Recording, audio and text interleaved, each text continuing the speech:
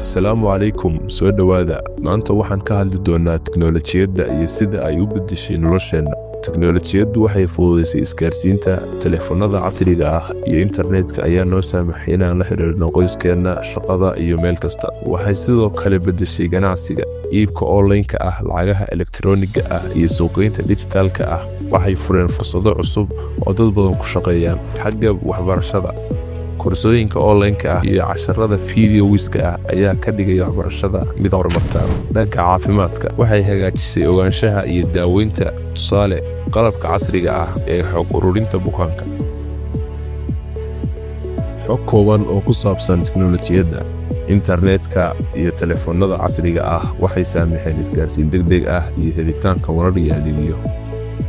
Cloud computing, kaydinta iyo adeegyada software-ka online-ka ah.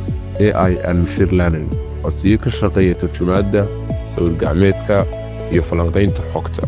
Cyber security, ilaalinta xogta iyo sirta muhiimka ah. Fintech, lacag bixinta dijitaalka ah. Gunaanad, tiknoolajiyaddu waa aalad awood badan haddii si caqli leh loo isticmaalo. Waxay kor u qaadi kartaa nolosha, bulshada iyo ganacsiga. Mahadsanidii.